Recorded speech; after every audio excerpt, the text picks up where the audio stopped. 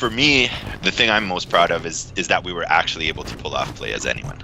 I'm happy we succeeded. It's pretty amazing also thinking back. Like, some stuff has changed, but honestly, it's amazing how much of the original concept, the original intent, the original goal survived all the way till the end. It's funny, about halfway through, I guess, the development, I was talking to some other people at UB who we had shared some of the ideas with early on, and they were sort of jokingly asking me, so, like, how much of that crazy stuff are you guys still actually doing? And I was like, well, all of it.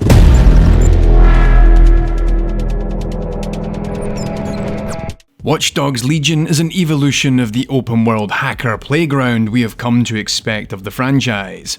As part of the resurging Dedsec rebellion, you cause chaos across an authoritarian London to bring down the city's CTOS surveillance system and expose the injustices brought by private military contractor Albion.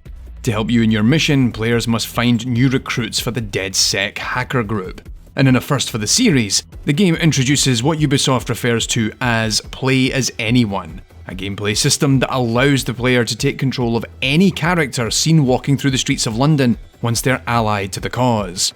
And with each newly unlocked character, you have access to an increasing array of abilities, perks and gadgets, be it silenced weaponry, cloaking devices, attack drones, or new vehicles ranging from motorcycles and vans all the way to ambulances and rocket-firing spy cars. Each of these characters are unique and procedurally generated at runtime while you play the game. But in order for this to work, not only does the game require a character generation system that prioritizes diversity in the makeup and style of each citizen, but also a means to create unique backstories and missions for recruitment. This results in a system that manages their behaviours and daily schedules, even when they're not visible to the player, and is one of the most complex character simulations of its kind for an open-world action game. I'm Tommy Thompson, and welcome to AI in Games, a series on research and applications of artificial intelligence in video games. In this video, we find out how Watch Dogs Legion brings these characters to life, as I sit down with several of the game's development team from Ubisoft Toronto. We discuss how the Play As Anyone concept emerged and the evolution of the character systems in the Watch Dogs franchise, the complexities of procedurally generating character profiles and backstories such that they feel unique, diverse, engaging but also grounded in reality, how recruitment missions are built to be unique storylines driven by the backstories of the characters, what influence your behaviour has on the citizens of London, and lastly, just how deep the in-world simulation system really is within Watch Dogs Legion. Watch Dogs Legion's Play As Anyone mechanic is exactly what it says on the tin. As you wander around London, any citizen you see walking down the street can be unlocked and used as a playable character once you have convinced them to join Dedsec.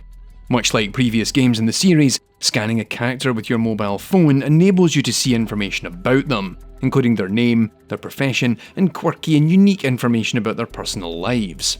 But what's new to Legion is that you can now see what value they could bring to the Dedsec initiative. They might have a buff or nerf for in-game abilities such as combat and hacking, have access to specific weapons, gadgets or vehicles, or have outfits that enable easier access to environments that are usually more challenging. Hence, while you might try and break into a police station in order to complete a mission, you could instead recruit a police officer to join Dedsec, and then just walk through the front door without anyone batting an eye. Once you have several citizens join Dedsec, you can then easily swap between them at any point in time. As your collection of characters grows, you can begin to tackle missions in different ways based on the skills they have available to them, and this is the core of the Watch Dogs Legion experience as you build your own set of recruits and pick them based on their proficiencies, or maybe just because they look cool. But each character you engage with maintains a much more complex set of logic and internal decision making than anything seen to date in the Watch Dogs series. When you're not playing as a given Dedsec member, or any other character that is a potential recruit, they persist in the game world and continue to go about their daily lives, going to work, meeting friends, visiting family, dealing with their own personal issues, and then going home at the end of the day to get some much needed rest. In the closing weeks of the game's development, I had the pleasure of sitting down with 3 members of Watch Dogs Legion's development team to learn more about how Play As Anyone works and the design considerations that help make it a reality. Joining me were Liz England, team lead game designer for Play As Anyone, Yuri Horneman, who is the team lead programmer for the Play As Anyone mission systems, and Martin Walsh, who is not only the technology director for gameplay and AI for Watch Dogs Legion, but was also lead programmer on Watch Dogs 2, which was the subject of a recent episode of the main AI in Games series. So the first thing on my mind was I wanted to know about the journey between these Watch Dogs titles, and how the evolution of the systemic and emergent gameplay that have been in the franchise since the beginning led to the Play As Anyone concept. It actually started really at the very beginning, probably the second conversation I had with Clint Hawking, our creative director. We were talking about what his vision was, and what he said to me was, what if every NPC is an open world? And I had watched an interesting aid talk by Ben Sunshine Hill called the Alibi Generation System. So we talked about that a little bit, and then we came up basically with the concept of, being able to, instead of having tons of simulated characters, being able to generate a backstory essentially in real time for characters. And we got to build on the excellent work that was done on Watch Dogs 2. And sort of one of the other concepts we came up with was, internally we like to call the way our systems collide the anecdote factory, right? So the idea is that, you have these systemic open world games, and the way the systems come together to create these interesting experiences, those are, the anecdotes that are generated by the factory. And for us, we came up with this idea of from anecdotes to stories.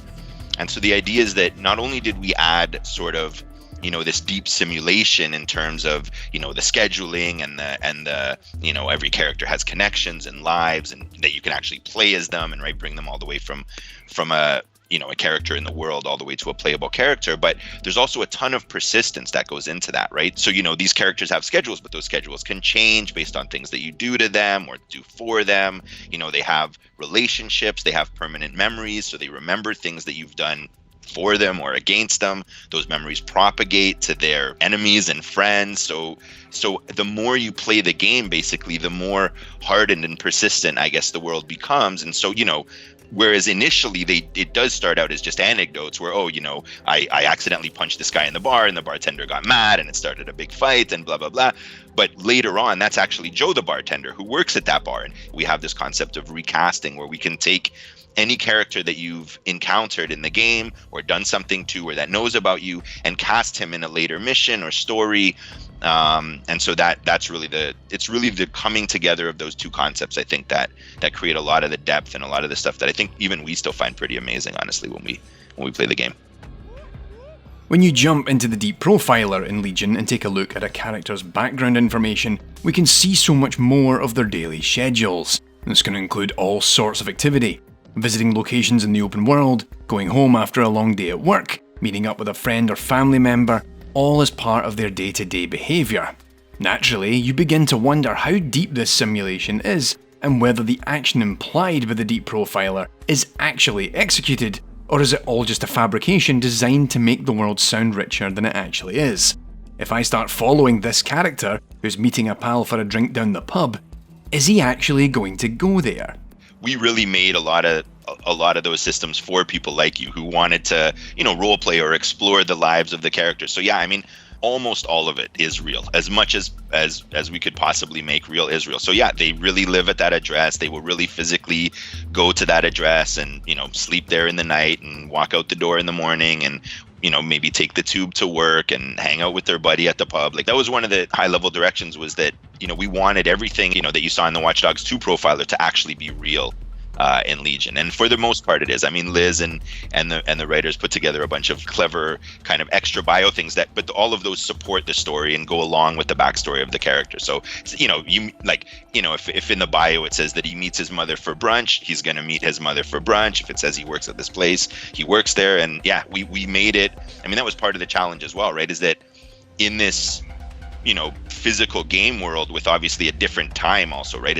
It's not a 24-hour day cycle. We had to make sure that we could, as much as possible, schedule them in ways that they could physically make it to the places that they were scheduled to be, right? The way this is achieved is that citizens in Legion go through a procedure often referred to as up-resing, where they are essentially promoted from being just another face in the crowd to a character that is part of your experience in the game. By default, a character is procedurally generated to appear in the world, and we'll discuss how characters are created in a minute, but by and large they're background fodder for the player. If they pass you by and you ignore them, then they will simply be deleted once you're far enough away. But any character you interact with or has engaged in any activity that catches your attention will be promoted into the deeper simulation. But in addition, it will also promote their personal connections, their family members or friends who have some active involvement with them in the game world. All of this results in multiple tiers of characters being monitored and maintained by the simulation. There are different tiers, right? So there's the number that we can actually spawn on screen at once and have loaded and spawned and doing all of their animations. Then below that, we have this sort of the fully up-res simulation layer. So this is, every character that you've added to your database in some way that, we've casted in a mission. And then we have a layer beyond that that sort of stores a bunch of other characters that, either you've incidentally ran into or maybe, it's the brother of somebody that you've up-resed. And this active collection of citizens will eventually cycle out older characters you've not interacted or engaged with, such that it can continue to introduce new ones the longer you're playing in London. But it's not just a collection of active and moving characters. Any up-resed character has their full profile generated at runtime, including their backstory, their affinity towards Dedsec, their relationships to other characters, and their schedule of daily activities. The schedules repeat every day until something changes. So characters move through the world to these specific locations given it's in their schedule to be there. This means that once you've unlocked the Deep Profiler and up-res a character by looking at their schedule, you'll be able to catch them in the open world as they go about their business. And so when we build out their schedules, we're filling out a 24-hour day and we're portioning out a part for sleep, and they have a location that they're going to go to for sleep. So I think it's an hour before they go to sleep, they start their trek to go home, to go to sleep. And then wherever we schedule their martial arts training in the park, they're going to try and an hour beforehand be okay, well, I was drinking at the pub. This is not the order of events you should exercise it. But I was drinking at the pub. And oh yeah, in an hour I need to be doing martial arts at the park. So I'm gonna head over there right now. Meanwhile, if they're doing martial arts with their friend, right? It's an activity with two people in it, their friend, who's also been up-res because you already know this person, wherever they are in their schedule, they've also been oh, time for me to go do martial arts. So wherever they are in London, they're also walking there too.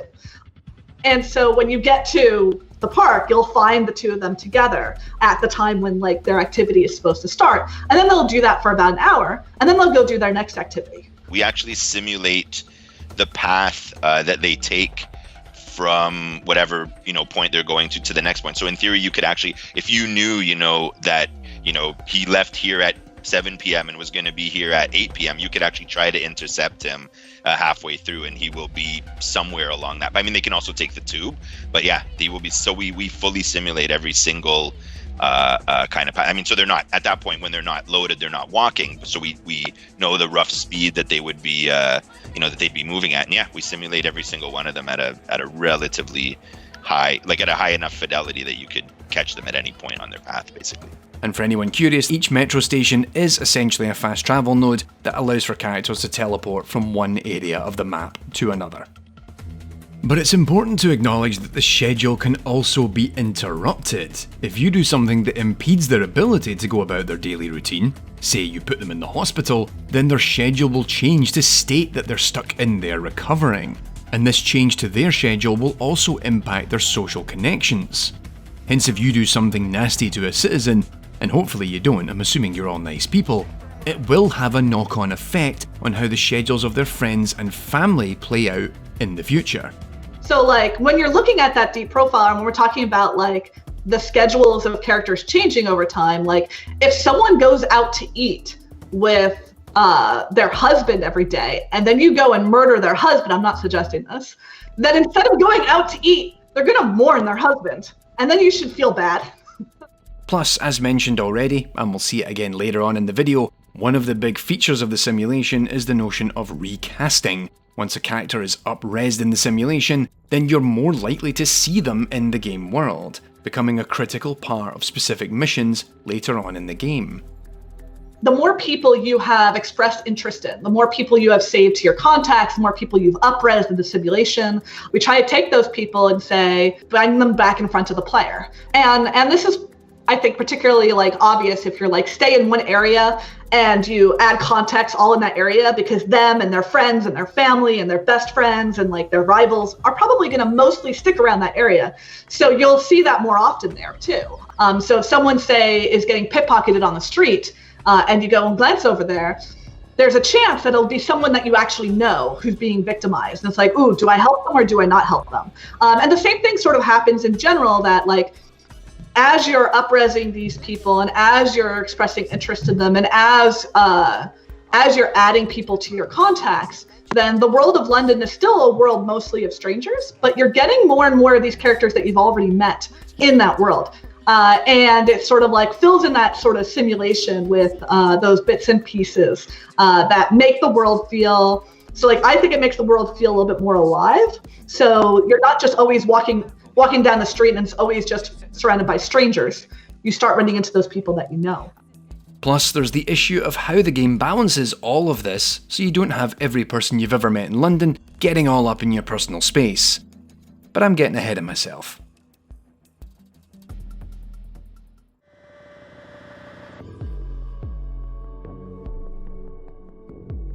While Legion's simulation system helps maintain each character and their life schedule, there is the issue of how character generation itself works. Now, procedural character generation is nothing new to the franchise. Most recently in episode 56 of AI in Games, I looked at how characters in Watch Dogs 2 are generated based on their location in the Bay Area and how they're configured to react to the world around them. While much of the response systems remains the same, the big difference is the range of diversity you can see in the citizens of London. In Watch Dogs Legion, the focus was to ensure not just the visual elements of a character can vary quite drastically, but the system that assigns their jobs, their backgrounds and personal histories should be sufficiently varied that it enables for a rich and diverse set of characters. This is an incredibly complicated system, given one of the biggest issues the team went about addressing was ensuring that the characters seem plausible, but also ensuring that they don't reinforce cultural or systemic bias. So that was one of the important parts, right? Like on the one end, if we just have a whole bunch of data and we throw it into the system without any kind of constraints, then we get procedural soup and every character looks random.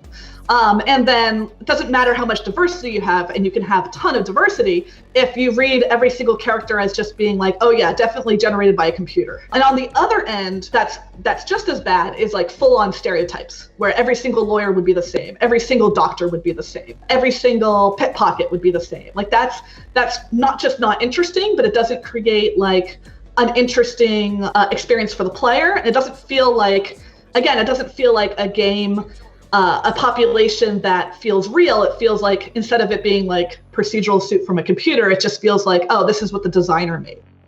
The character generation needs to have a starting point from which to create a lot of diverse combinations, all of which should seem plausible and realistic for this dystopian London, but also don't have awkward or conflicting information in their profile.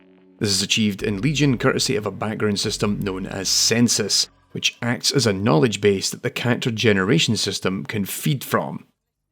So like in Watch Dogs 1 or 2, when you profiled someone, you got a little bit of information about them, like that really basic, here's their occupation, their income, and here's like a little salacious detail, like a secret in their life. And so what we did in our game was, like, obviously part of Play As Anyone was, can we make those details real? And so we have a whole system of census for doing that, for creating these characters that are consistent with each other and have all this sort of information about them, and they're part of a simulation.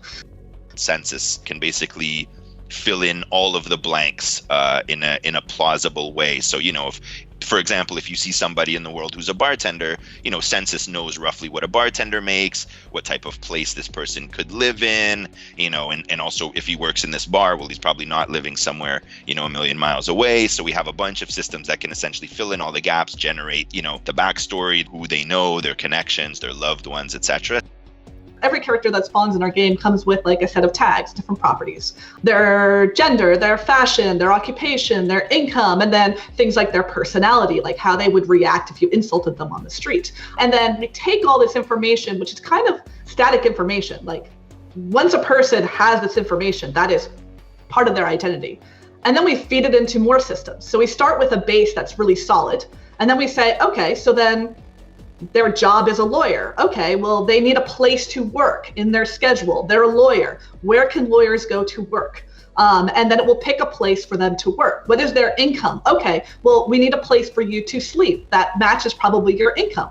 And then we start looking at things like their hobbies. Okay, so you're a lawyer, so do you have any law-related hobbies? Maybe there are hobbies that all lawyers do, like they always go drinking in the bar. Maybe they meet clients, maybe they go networking. Like these are the sort of like, when we started looking at what kind of data to put into our schedules, we were also looking at who are respawning in the world and what kind of activities might they have. And then start filling out our data on that end as well. And so you have this lawyer now, and they have hobbies, they have a place to sleep, they have a place that they work. And then you also say, okay, what kind of relationships do they have? And some of this might be like they have a client because they're a lawyer. So lawyers have clients. They may also just have like a spouse, a sibling. They might have like a best friend. And then we start saying, okay, well, what kind of activities would you do with these people? A lawyer and their client might meet and go out to dinner. And so like you start filling out who is this character, this lawyer, but like we're starting to fill in the holes of like who they are based off of information about them, information about their income, about their occupation. And then we look at like more things. We look at things like their subculture and things like that. And when we start feeding in what kind of data we present to the player, like what kind of activities they do, what kind of problems they might have in the world, because you want to recruit these people so they have some sort of problem that's like uniquely purposed for Dedsec to help them with. We try to match this with the profile of the person that we've created. Now, if I go into like one of my test levels and I generate 100 lawyers, they're going to have certain properties that like, if any player looks at any individual one of them, and this is kind of like one of our like internal tests for like, are we doing our generation right? Are we creating interesting characters? If you look at any given one of them, they're going to be like, oh yeah, that's totally a lawyer. Makes sense. They're a lawyer. But if you look at all of them, they're all going to be different from each other, right? Like some of them will have different activities than others, and they're going to be reflected in their relationships and the things that they do in the world, and they're going to come up with slightly different stories, but they're all going to read as a lawyer. Now, this all sounds really cool, and as you can see throughout this video, the types of characters I am meeting are achieving that level of diversity, with different jobs and lives that are reflective of their standing in society. But this approach could present a very real problem, in that if you're creating a character based largely on their occupation and then generating forward, there's a risk of implicit biases that can emerge as a result. So as mentioned, a lawyer may have a particular standing in life, but there's a risk that you then reinforce existing cultural and societal stereotypes of who a lawyer can be. Or even worse, there's a risk that it can reinforce racial or gender stereotypes, as types of careers and characters' aspirations become intrinsically linked. But fortunately, one of the great things about Legion's character generation system is that it doesn't always generate forward using the career as a linchpin of the knowledge base, but instead it can also generate the characters from different axioms of information. Hence, you might have a character whose life was built around the fact they're a lawyer, but you also might meet a character in the world who has all these other interesting properties, but just so happens to also be a lawyer. So we had to kind of meet them halfway, and a lot of that comes down to when we're generating a person, trying to generate them within constraints. Some of these constraints are like biases, right? So a lawyer is more likely to be maybe upper class income, but not always, because not all lawyers would be, right? Like that sort of thing. Or a lawyer in a business formal suit might be higher income than a lawyer who's like more business casual or like that sort of thing. And so we have like this sort of it's almost like a spider web. You start with one fact about a person, and you can start like adding more facts and adding more details about the person, and then until at the very end of the upres process, what you now have is a completely unique character with all these traits and properties and things like that. The other thing about it too is like when we're talking about like upresing people, the most important thing about a person about a character when you're walking down the street in our game and you see a character that you're interested in is, what are they doing? What do they look like? What is the context in which the player is interested in them? So if it's a person in the middle of a bar brawl, then that's the information that we care about the most, not their occupation. We care about what they're doing, what their actions are, what their personality is, like what kind of things they're shouting. And it's like, okay, so then we're going to lock down their personality. We're going to lock down their fashion. And then we'll figure out an occupation later. Because that's not the most important thing. As opposed to like a bartender behind the bar, like that their occupation's bartender, that's the most important thing. And the rest we can fill in the blanks. So we kind of do that. We try to be very smart about like trying to figure out like who these characters are by saying like, what's the most important thing about this character right now? And now we fill in the rest of the blanks when we do that full up-res procedure. And then that's how you get like, okay, the kick-ass landlord, or like the kick-ass, I'm trying to think of characters that might be kick-ass, the kick-ass construction worker. But then you also get like the kick-ass accountant, and it's like, oh yeah, I love her, right? And then you just get like a wide variety. And like the important thing is to never like really present a character that seems completely unbelievable, but is just believable enough. And when we start looking at all the different pieces of data we're feeding into this character, enough of them are believable enough that you can throw some unbelievable stuff, right? So that bar fight, and then you profile them and their account, and it's like, wow, okay, they're an accountant in a bar fight. And then you see their schedule, and it's like they practice martial arts with their trainer in the park every day. I'm like, this makes total sense, right? So like trying to like reinforce things that may be outside of a player's expectations, especially outside the stereotypes, that feel like they make these characters more well-rounded, and they make them more full-fleshed out, and not like they're stamped out from a template, because they're not. Like there's no real templates that we're working off of. But all of this still requires data. The design team had to sit down and come up with all of the different job types, how these fit together, the income brackets, the hobbies, the backstories, and so much more. It's a massive amount of invisible labour just to make these characters feel plausible. But in the end, it can result in some really nuanced and interesting characters appearing in the world. And with all of these generated characters in place, the next step is for them to become a larger part of the game. This actually arises in several ways, but the most obvious way that an up-res character influences your experience is in their recruitment missions. Unlike the main story missions, which are tightly scripted and are designed such that you can tackle them with any of your roster, recruitment missions exploit the character's backstory in some way to make it feel unique to them. Hence, there is a system that builds custom missions for recruits at runtime where the objectives align with the character's story. Essentially, this generation system focuses on the what, when, and where for a given mission, and then feeds on information from the recruit and their backstory to provide the who and the why. So the missions are not generated in the way I think most people would talk about, mission generation, right? So we did some experiments with that, but it's hard to get that to the level of narrative quality and realization that we were aiming for. But the thing that we can do is, well, obviously, one of the things that is not predefined for every mission is the characters that participate in that mission, right? So because those are all, people that we generate using census. So, which means that the mission designers can't just go like, oh yeah, like here's a character called Sean and he has brown hair or something. They have to define the characters they need at a sort of more abstract level, and then our systems make sure that the right actor is there for them.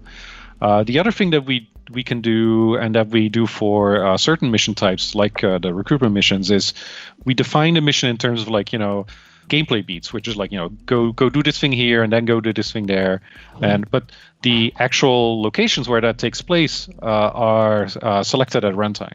So we can go like, go hack a server, and then again, it's sort of defined at a higher level. So we need the following. Let's say it's a server. Probably server in a pub is probably a bad example, but let's say, right? And then we go find the nearest pub, and that has a server that is available, and then we go like, okay, that's the location, and that's where we're going to take the player. And then after that, it's like, okay, now we need a hostage situation on a construction site, and we're trying to find the nearest construction site that the player hasn't like already seen 5 times, and take the player there. And so that's how all the missions especially the recruitment missions, feel different.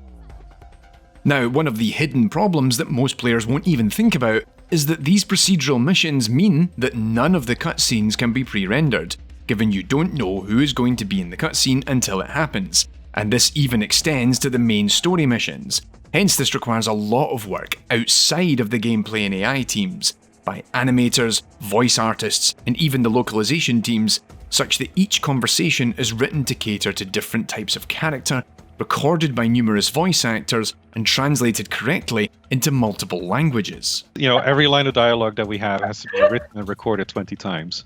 And some lines actually, we do this more in the recruitment missions, some of the lines actually have multiple variants. If you have a mission and you have a cutscene in the mission and your operative needs to be in this mission and they say a line of dialogue, it's not just a line of dialogue that's recorded by different voice actors.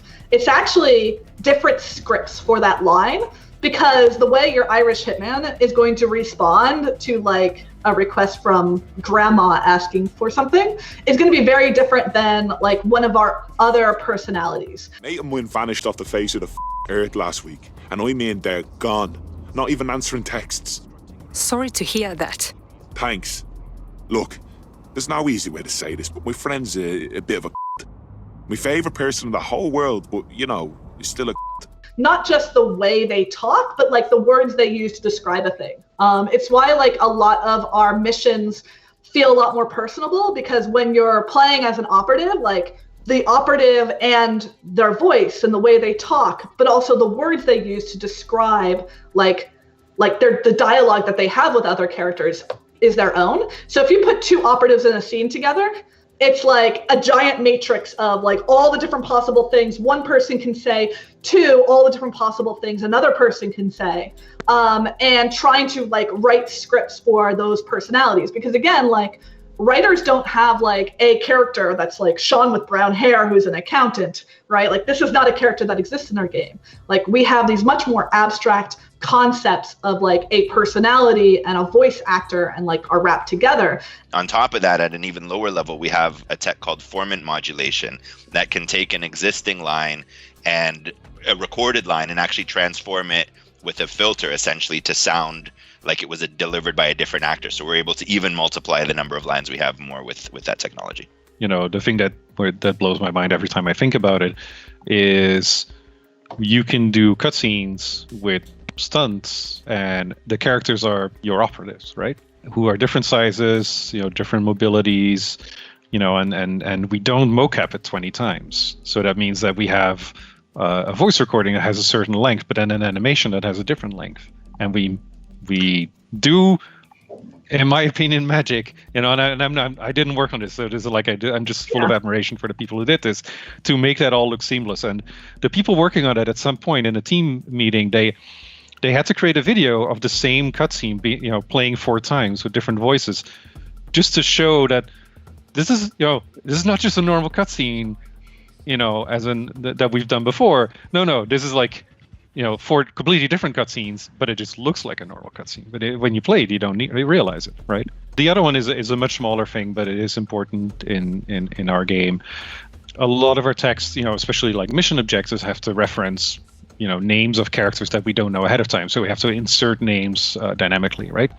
Also, our game is, I think, being localized into, at least written into something like 14 languages. And doing text insertion and gender agreements in gendered languages right in 14 languages is really hard. And we built a system that does that, and it does it in a data-driven way. So the localization team can just set up their data, and at runtime we go like, okay, they say that this line, which we need to inject his name, or maybe it doesn't. We don't even inject the name of anyone. It just goes like, well, we're referencing a person, and we know who that person is in this context, and we look up their gender so that we have the right gendered version, and it's all seamless. And it means that all the people, obviously this is more a non-English problem, right? But all the people playing in non-English languages or in gendered languages will just get like correctly gendered, grammatically correct sentences, and in 14 languages. So that was harder than I expected, and then if it works perfectly, no one will notice. As players explore more of London, their collection of Dedsec supporters will grow, and their social connections will be up-resed in the simulation. As a result, these characters continue to be an important element of the game, even outside of their recruitment narratives. This can emerge in open-world events, where you might see a character you've previously up-resed getting interrogated by Albion soldiers, or they're being pickpocketed as they walk down the street. But also in actual story missions, sometimes the game might require a character that fits a given role or position, and if it just so happens you've already met someone like that, the game will sometimes shoehorn them in there. But what we also do is we try to say, do you know someone that would fit the profile of a character that needs to be in this scene? Yes? Maybe we bring one in, maybe we don't. We sort of do a little bit of a dice roll. And that might not be, like, they're not scheduled to go to that corner every day and get pickpocketed. It's just not, that's not the thing that they do. It's not their hobby. But these sort of like random events and these sort of like moments will pop up. Same thing will happen if have a mission.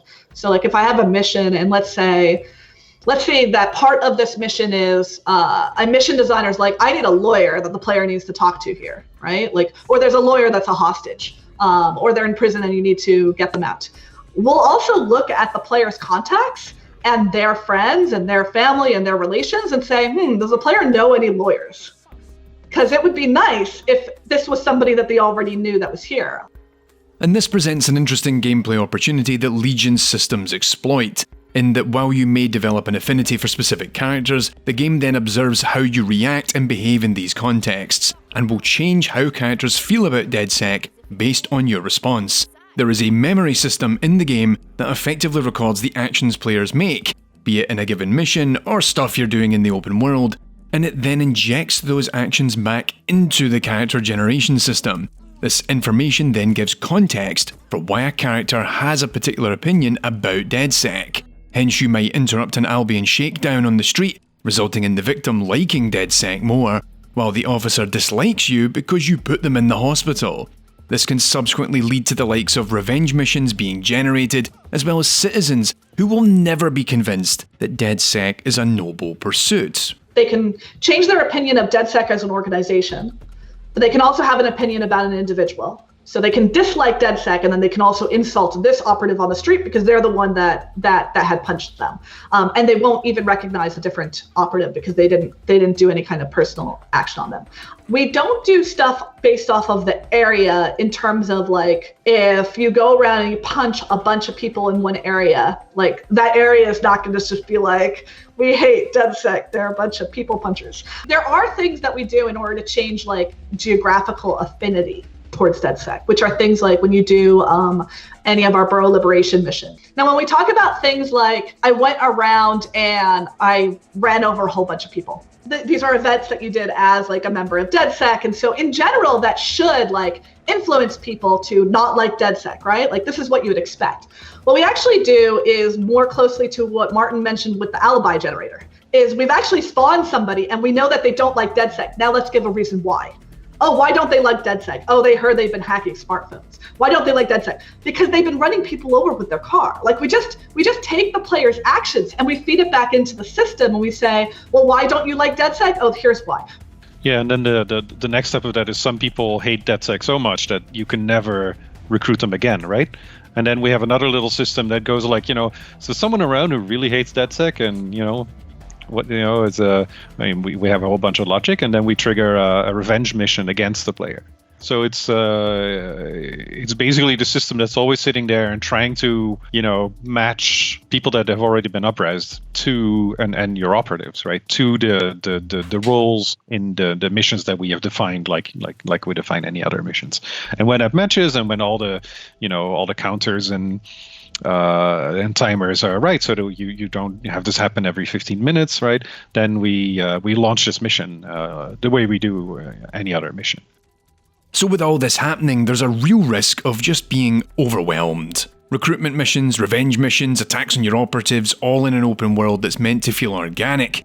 But like any other open world game, certain events need to take priority, while others have their chance to shine when things die down a little bit. To address this, there is a system where these different priorities have to ask permission to catch the player's attention. And one of those priorities is your playable character as they try to develop a stronger affinity with the player. But what happened with the missions is that because these missions start themselves, the very first implementation we had was like each mission goes like, oh well, I'm ready to go. We shouldn't start a mission more than every 5 minutes. I'll just wait for this timer to hit 0, and then I'm going to barge in, right? And then we had weird problems where like you would finish a mission on a main mission on a cliffhanger, and then it ends, and then the next mission that's ready and the first one to sort of like react to the timer running out is like some side mission that has nothing to do with what you were just doing, right? And it was like, no, this is a terrible play. This is like over 2 years ago.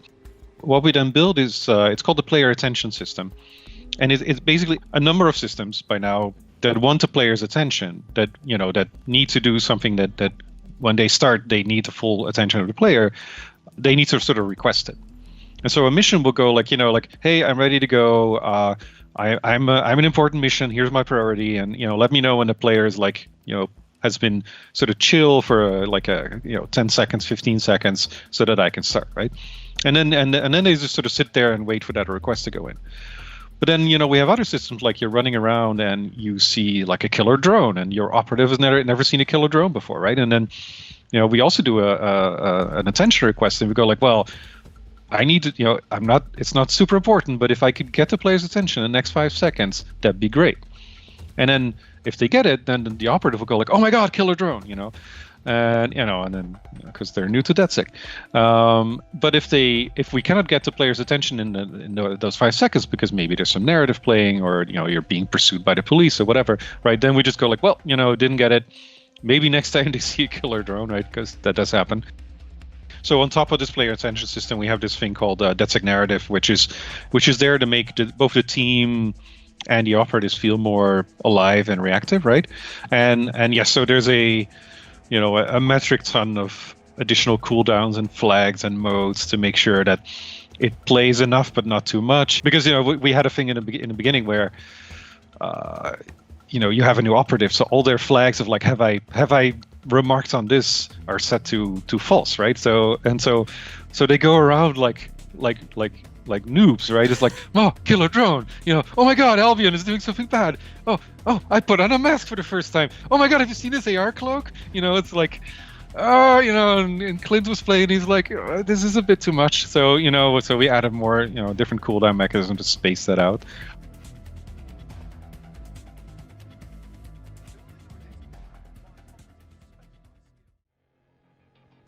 Definitely there's like a trend of like seeing players, even amongst other developers, like who they latch onto, like I want a profile, maybe I want to recruit this person, let me learn more about them. And then when you see these profiles, like you see like the gears in someone's head working when they're like, wait a minute, finding a police officer whose background was that they starred in like police procedurals, and I'm like, are they really a police officer, or are they just pretending?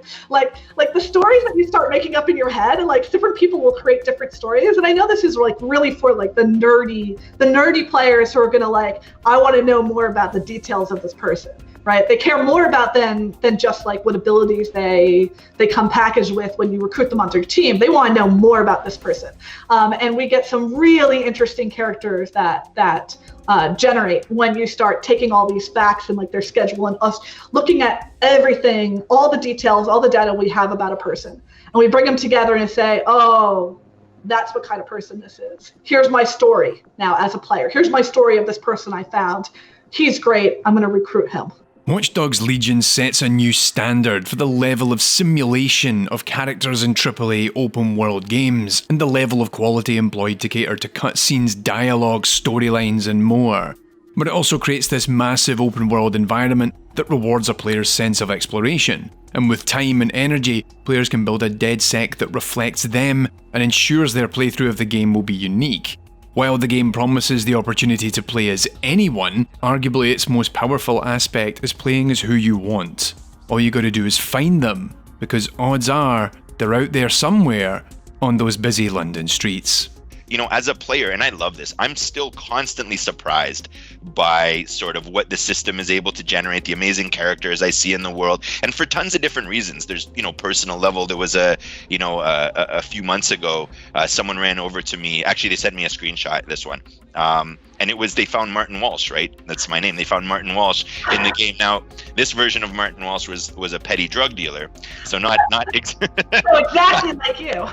yeah, I'm sure Liz authored that one. But anyways, yeah. So and so there's these little personal touches of people saying, oh, that's exactly like my uncle, or we found I'm a fan of MMA. Someone sent me there was John Jones, the MMA fighter who they found in the game, and I mean none of this stuff is stuff we authored, right? This is all stuff that the system generates. So both, and I love as a player, I like games that say yes to the player, especially say yes to the player who's not trying to go down necessarily the main path, but who's scratching below the surface and asking questions, like you were asking, right? Like I wonder if this guy actually goes to the pub every day. Does this bartender really work here? Does he have a life? And the answer to all those questions is yes, right? And if you ask the question of, what happens if I help this guy, or if I put him in the hospital, will his mom like me more or less? And the answer to that question is yes. And so, I experienced that a lot at E3. It was a lot of fun actually having people play the game, So I think as a player, it's amazing that I'm still surprised by these. And as a developer,